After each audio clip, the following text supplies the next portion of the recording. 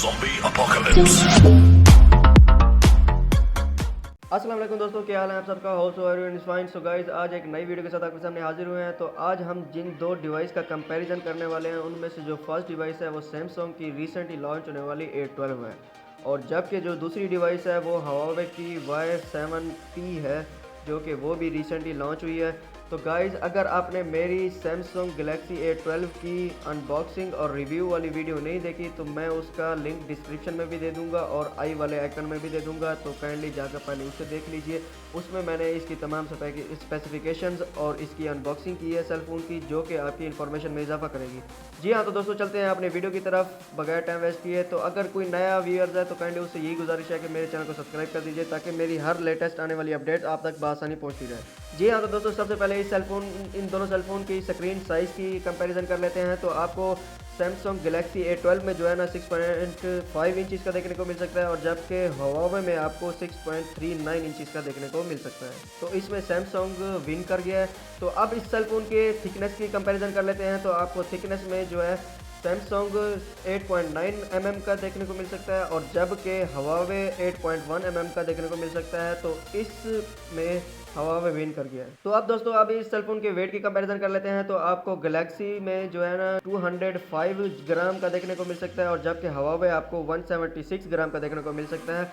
तो वेट में भी Huawei विन कर गया है। जी हाँ, तो दोस्तों अब इन सेल फोन की फ्रंट की प्रोटेक्शन की बात करते हैं। तो फ्रंट दोनों में ही ग्लास प्रोटेक्शन है, तो दोनों बराबर है। तो दोस्तों अब इस सेल फोन के बैक की बात करते हैं। तो बैक दोनों का ही प्लास्टिक है, तो इधर भी दोनों बराबर है। तो दोस्तों अब इन दोनों सेल फोन के फ्रेम की बात करते हैं। तो दोनों का फ्रेम ही प्लास्टिक का है, तो यहाँ पर भी दोनों बराबर है।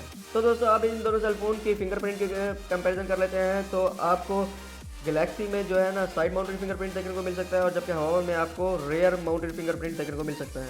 जी हाँ, तो दोस्तों अब इन दोनों सेल फोन के डिस्प्ले टाइप को कंपैरिजन कर लेते हैं। तो आपको A12 में जो है PLS IPS डिस्प्ले देखने को मिल सकता है, जबकि आपको Y7P में जो है IPS डिस्प्ले देखने को मिल सकता है। तो यहाँ पर गैलेक्सी विन कर चुका है, क्योंकि PLS डिस्प्ले IPS से बेहतर है।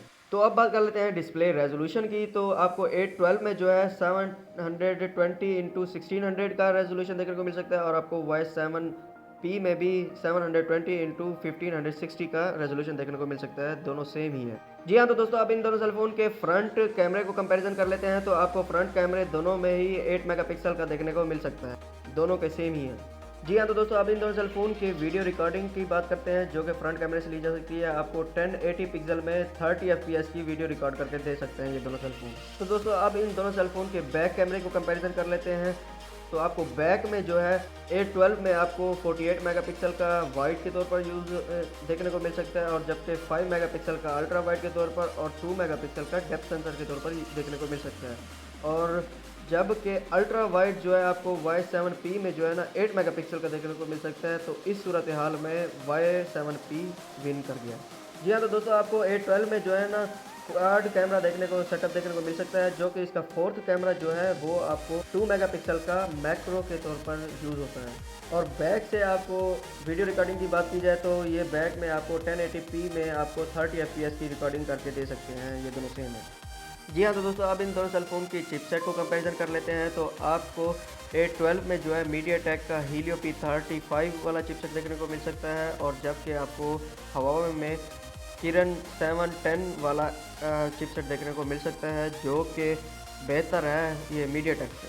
अगर रैम वेरिएंट्स की बात की जाए तो आपको A12 में जो है 3 वेरिएंट्स देखने को मिल सकते हैं, 3, 4 और 6GB वाला, और जबकि आपको Huawei में सिर्फ एक ही देखने को मिल सकता है, वो भी 4GB वाला।